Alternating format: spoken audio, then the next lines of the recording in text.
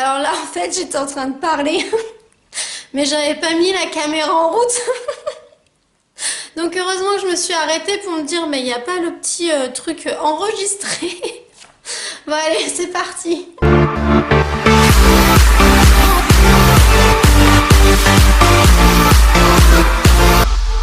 Salut! Aujourd'hui c'est la deuxième partie de ma vidéo routine du week-end où je vais vous parler de mon soin complet. Donc la semaine dernière je vous ai fait ma vidéo faux folle, donc si vous ne l'avez pas vue, je vous invite à aller voir ça. Mais là on va passer à la partie beaucoup plus sérieuse en fait où je vais essayer de vous donner tous les conseils que j'ai pu emmagasiner d'après mes expériences, d'après des avis que j'ai pu avoir, d'après les recherches que j'ai pu faire. Donc je suis pas du tout esthéticienne, mais voilà... à force de faire les soins, de faire des recherches, etc., on acquiert quand même certaines techniques et des façons de faire, surtout dans l'ordre des soins à appliquer, puisqu'on a tendance à pas toujours savoir dans quel ordre exactement faire les soins, à quoi ça sert, etc. Donc voilà, je vais essayer de tout vous dire un petit peu dans cette vidéo, tout ce que j'ai pu apprendre en fait sur... faire un soin complet du visage, un peu comme si on était en institut, sauf que voilà, on le fait à la maison. Donc première chose, c'est quand faire le soin et à quelle fréquence. Donc moi je dirais une fois par semaine, c'est ce qui est en général conseillé parce que trop faire de soins après c'est pas forcément bon non plus si on a la peau trop sèche, trop grasse même. Enfin, en fait avec un peu tous les types de peau finalement ça l'agresse d'une certaine manière et c'est pas forcément le bon plan non plus. Et puis en même temps, qui a le temps de se faire 3 fois par semaine des routines complètes franchement, personne, je pense. Donc, une fois par semaine, je pense que c'est bien pour la peau et bien pour l'emploi du temps.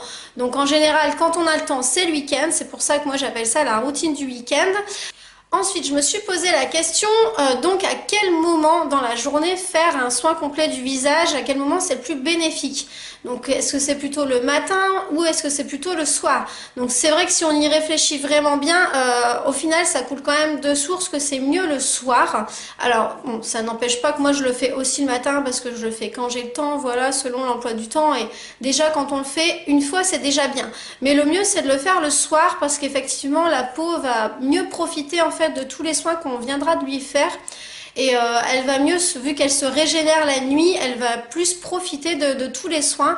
Donc c'est pour ça que c'est mieux de le faire le soir aussi dans le sens où le soir après, soit on va regarder un film, on va aller se coucher, donc la peau elle va pas resubir par derrière le stress, la pollution, le maquillage, puisque forcément on va se coucher, donc on va pas se remaquiller, donc on va pas réappliquer des choses par au-dessus ou l'agresser d'une autre manière et du coup c'est vrai qu'elle va profiter un maximum si on le fait le soir.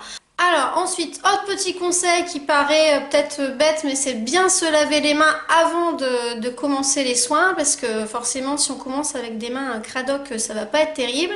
De s'attacher les cheveux franchement parce que sinon ça va... On en a partout, enfin je vois beaucoup de personnes sur internet, je sais pas comment vous faites ou comment elles font pour faire tous leurs soins, leur maquillage, tout ça en ayant les cheveux qui tombent, je trouve ça pas très pratique.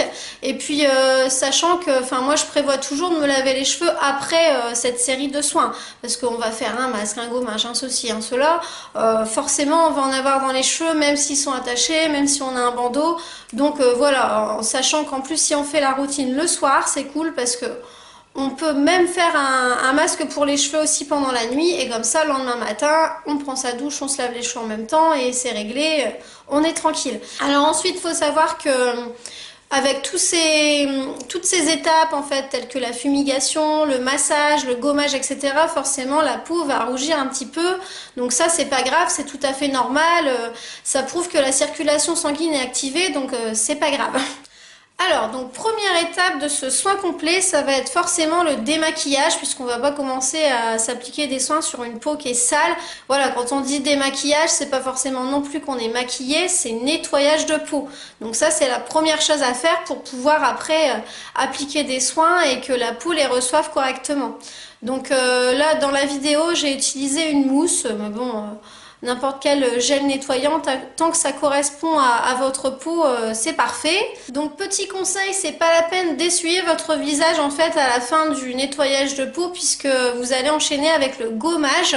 Donc comme ça se fait sur peau humide, en fait on enchaîne les soins. Donc, deuxième étape, le gommage. Alors, je m'étais souvent posé la question dans les débuts, est-ce qu'il faut commencer par le gommage ou le bain de vapeur? Donc c'est mieux de commencer par le gommage parce que le gommage, donc vous savez, c'est avec des petits grains et donc ça va permettre d'exfolier et d'enlever les petites cellules mortes. Donc forcément, le fait de le faire avant, quand on va faire le bain de vapeur, déjà on n'aura plus ces petites cellules mortes, donc il va être plus actif et être plus efficace.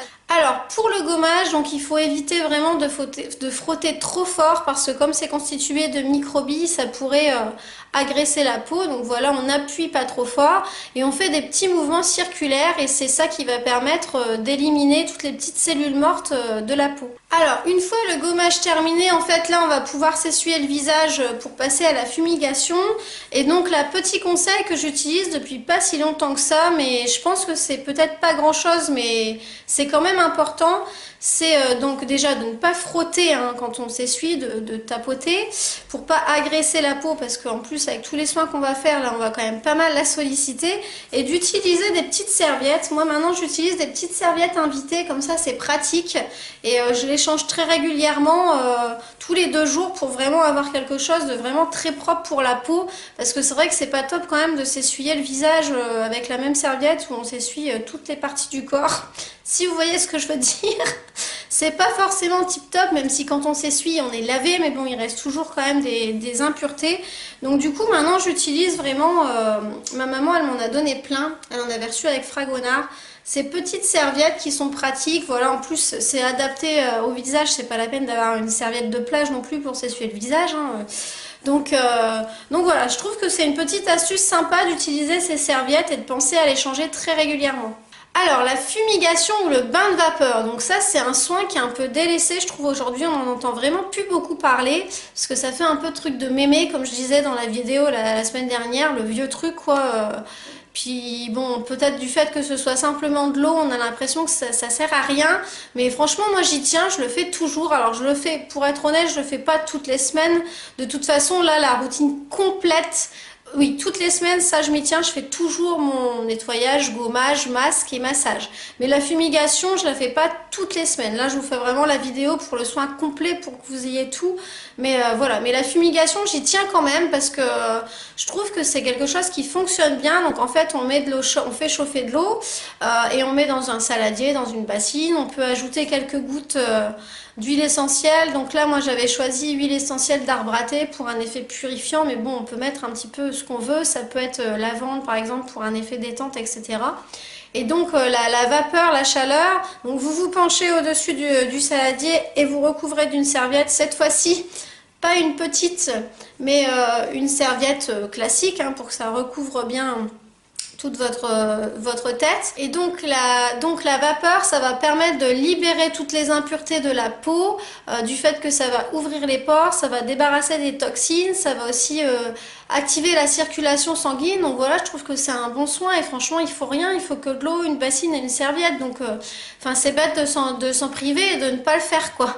Bon après si l'eau est trop chaude, vous reculez un petit peu votre visage, faut pas non plus être complètement collé à l'eau, mais bon voilà.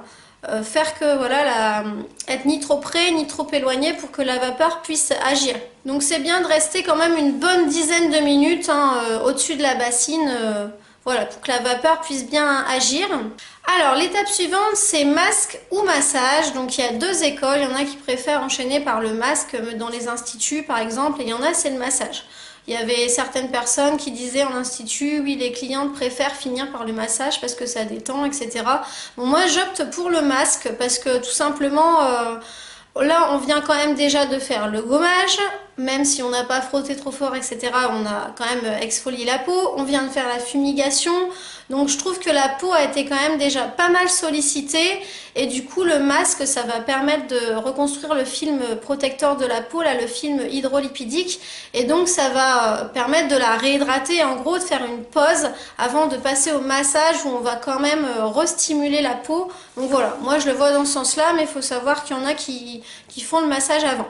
Alors le masque, donc quel masque choisir? Ça dépend vraiment de votre type de peau, ça dépend aussi de ce qu'elle vous demande en ce moment, si elle est plutôt asséchée par le froid, le soleil, je ne sais trop quoi, donc ça à chacun de choisir le masque qui lui est le plus approprié, soit un masque tout prêt, soit un masque qu'on fait soi-même.